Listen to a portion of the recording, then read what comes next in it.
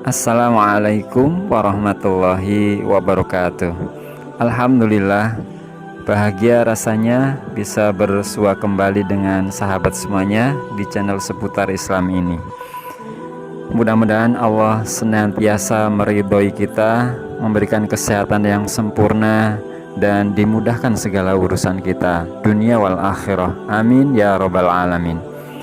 Sahabat, kali ini kami akan berbagi kisah tentang sedekah sepotong roti. Kisah ini terjadi pada masa pemerintahan Nabi Sulaiman yang sama-sama telah kita ketahui bahwasanya Nabi Sulaiman adalah salah satu utusan Allah yang diberikan mukjizat bisa berkomunikasi dengan makhluk selain manusia.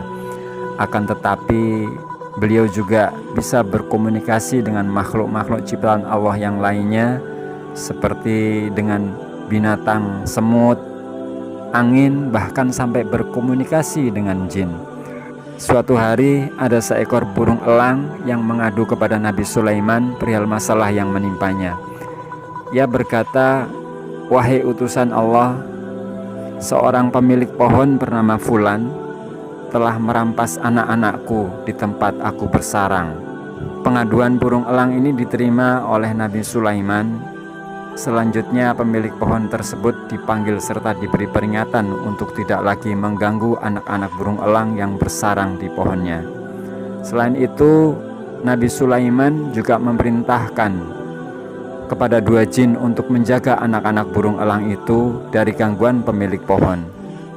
Nabi Sulaiman memberi peringatan jika pemilik pohon mengulangi perbuatannya dengan mengambil anak-anak burung elang tadi, kedua jin ini diperintahkan agar tidak segan-segan untuk membantingnya ke tanah dan membelah tubuhnya menjadi dua bagian. Satu bagian dibuang ke arah timur, sedangkan bagian tubuh yang lainnya dibuang ke arah barat.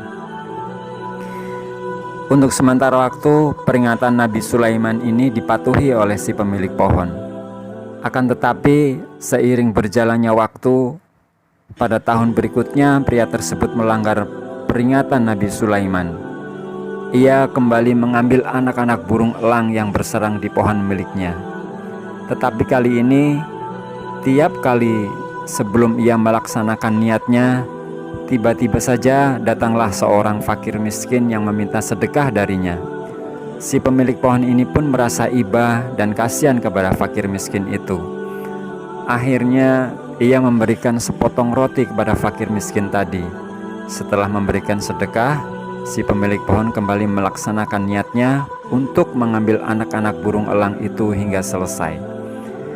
Akibat perbuatannya ini, untuk kedua kalinya burung elang mengadu kepada Nabi Sulaiman tentang perampasan anak-anaknya oleh si pemilik pohon tadi. Berdasarkan laporan burung elang itu, Nabi Sulaiman memanggil dua makhluk bangsa jin yang dulu diperintahnya untuk menjaga anak-anak burung elang yang bersarang di pohon tersebut. Ia heran mengapa mereka sampai teledor berjaga sehingga si pemilik pohon dapat mengambil anak-anak burung elang. Dengan teguran keras, Nabi Sulaiman berkata kepada kedua jin itu, "Kenapa kalian mengabaikan tugas dariku?" Maka kedua jin tadi menjawab, "Wahai Khalifah Allah, maafkanlah kami. Kami telah melihat perbuatan si pemilik pohon itu dan hendak melaksanakan tugas darimu untuk membanting ke tanah serta membelah tubuh orang itu menjadi dua bagian, lalu dibuang ke barat dan ke timur. Namun sebelum kami sempat melaksanakannya, kami ditangkap oleh dua malaikat yang diperintah Allah. Kedua malaikat ini melemparkan kami secara terpisah. Satu dilemparkan ke timur dan yang lain dilempar ke barat.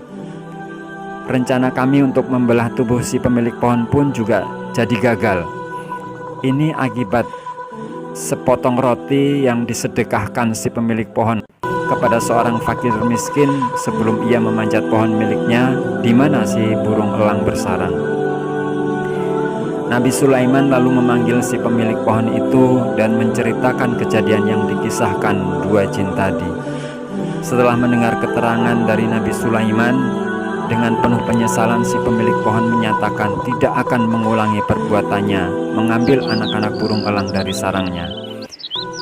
Ia baru menyadari tentang hikmah yang terkandung dalam sedekah yang begitu agung, karena di antara fadilah atau keutamaan sedekah adalah bahwa sedekah tidak mengurangi harta. Sebagaimana Rasulullah Shallallahu Alaihi Wasallam bersabda untuk mengingatkan kita dalam sebuah riwayat Muslim, sedekah tidaklah mengurangi harta. Mengapa sedekah tidak mengurangi harta? Karena meskipun secara tersurat harta terlihat berkurang, namun kekurangan tersebut akan ditutup dengan pahala di sisi Allah Subhanahu wa Ta'ala dan akan terus ditambah dan bertambah. Hal ini merupakan janji Allah yang termaktub dalam surat Saba ayat 39 yang berbunyi, "Sungguh Tuhanku melapangkan rezeki dan membatasinya bagi siapa yang Dia kehendaki di antara hamba-hambanya, dan apa saja yang kamu infakkan Allah akan menggantinya, dan Dialah pemberi rezeki yang terbaik." Fadilah yang lainnya bahwa sedekah menghapus dosa. Sebagai makhluk Allah Subhanahu wa Ta'ala yang tak luput dari dosa, umat Islam senantiasa diberikan berbagai keistimewaan agar berkesempatan untuk bertaubat dan menghapus dosa-dosanya dengan cara yang diridhoi olehnya, salah satunya yaitu dengan bersedekah. Sedekah merupakan ibadah yang istimewa. Ia dapat memudahkan kita dalam menghapus dosa-dosa seperti yang pernah disabdakan oleh Rasulullah Shallallahu Alaihi Wasallam, sedekah itu dapat menghapus dosa sebagaimana air itu memadamkan api. Hadis riwayat At-Tirmidzi. Hikmah yang lainnya adalah bahwa sedekah melipat gandakan pahala. Sedekah memberikan banyak keistimewaan kepada pelakunya. Salah satu di antaranya adalah Allah Subhanahu wa Ta'ala akan memberikan pahala yang banyak untuk orang yang bersedekah. Allah Subhanahu wa Ta'ala berfirman, "Sesungguhnya orang-orang yang bersedekah, baik laki-laki maupun perempuan, dan meminjamkan kepada Allah pinjaman yang baik, niscaya akan dilipat gandakan ganjarannya kepada mereka, dan bagi mereka pahala yang banyak." Al-Quran Al-Hadid ayat 18. Itulah beberapa keistimewaan sedekah.